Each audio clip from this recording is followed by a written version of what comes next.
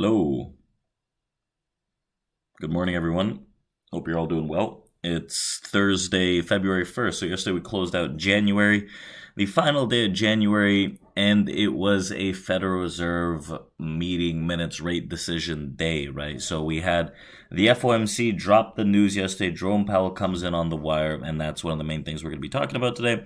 February 1st, we're starting the month off with earnings in Apple, Amazon, Meta, right? Big Tech is going to be reporting today, and that's going to be after the bell. It's going to be a very interesting end of session yet again, so volatility expected throughout the session and into the end of the day. So on the screen here, we have the S&P 500. First and foremost, I do want to chat about the Federal Reserve and the rate decision that came out yesterday, how it kind of shocked the markets. We came out yesterday with the expectation that rates aren't going to change between 525 and 550 bips, and that's what we got, right? There wasn't too much news that came out of the rate decision itself, but afterwards we saw a little more movement from the market and what Jerome Powell had to say during the presser and the Q&A. So we got an initial pop in the markets, and after we got a pretty drastic drop into the close, getting bid back up from that 70 area, now trading back into our key region. So I'm going to break down the trade plans and levels into the end of this video, but first and foremost, right, no rate cut next month. That's what Jerome Powell said, right? There's no interest in it, at least, and there's a very low probability from what he talked about, right? Jerome Powell signaled that it could happen at some point this year, but I don't think it's likely that the committee will reach a level of confidence by the time of the March meeting to identify March as the time to do that. So this is what he said after the meeting maintained its policy rate at the expected yet again. And he also did mention that they've probably peaked in terms of rates, suggesting that no more hikes at least. So we need to see more evidence that tells us that we're on a sustainable path to 2% inflation. Such confirmation and other hawkish comments push the stock markets lower and the yields lower, putting upside pressure in bonds.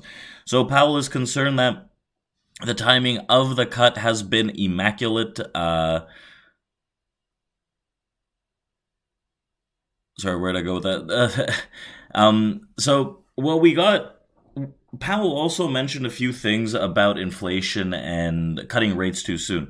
So he's still in a limbo stage. He doesn't want to cut rates too soon. Before, a few weeks ago, we had the first rate cut priced in March for about 65%.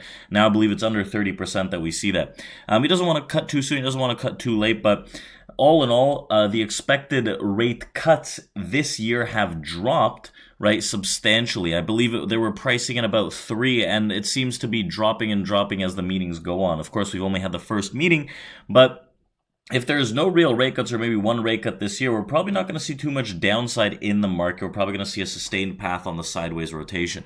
Now, I think that as we're coming into this February seasonality, there should be a little more weakness in this market before we come back up into early mid-March and kind of readjust our thinking from there, especially after the next Fed meeting. But I think that it's an opportunity for the bears to take control over the next few days, few weeks here, especially with earnings coming out. Big tech earnings weren't super hot, and we have massive earnings that are coming out today after the bell, right? We have Meta, we have Apple, and Amazon out of big tech, right, which are massive constituents in the overall market.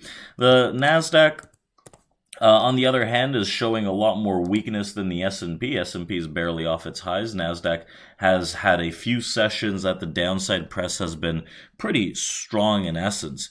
So Apple investors have an additional reason to be on the lookout with the company's first major product release since the Apple Watch came to the market in 2015. So they'll be looking out for that in the earnings call. It's a big deal for a tech giant that's been pulling the levers to boost its revenue growth, and which is now declined for the 4th straight quarter through fiscal 2024 looks slightly better, with sales growth expected to rise 3.4% year over year. Apple, as we talked about multiple times in these streams and in the past, and on last Friday, when I broke down my expectations for the coming week, Apple has been a lot weaker than the other big tech names, right? And we're pulling back substantially over the last few sessions. And earnings coming out today after the bell could see Apple a significant amount lower, which is going to put some downside pressure in the market. So We have, out of Apple, we have something called the Vision Pro, Apple's mixed reality headset that will launch in the US tomorrow, just hours after shareholders see the company's latest financials. And some expect conference call comments, right? Talking about this launch. The device starts at $34.99, right? Meaning that this is US, meaning it could be a very niche product for a while, fairly expensive realistically. And while skepticism exists in some circles, others are more optimistic. 2 years from now, we will see this being a $1,500 device that will resemble sunglasses. This is what Wedbush Securities analyst Dan Eves told media outlets. This is just the first vision of a broader strategy. Popular features can make users feel like Tony Stark, apparently, with the ability to type without a keyboard, gesture in midair to control the interface, and the presence of apps that can float in their workspace. The Vision Pro also uses eyesight technology that reveals the user's eyes and alerts others to know when a person is using apps or immersed in an experience, alleviating the feeling of isolation often associated with other headsets. So an R1 chip is on board to help the device's M2 chip processor input from 12 cameras, 5 sensors, and 6 microphones. But very similar to the Meta Quest Pro, the Vision Pro only has about 2 hours of battery life before needing an outlet. The global headset market is expected to hit roughly $12.5 billion this year before reaching 57 roughly $billion by 2029, according to Precedent Research. Some assuming that Apple had about 50% of the market by 2029. It has 53% of the U.S. smartphone market. That would be worth slightly more than $28 billion in annual revenue. The degree of success of Apple's new headset will also heavily depend on third-party developer support and the time needed to build the apps and features.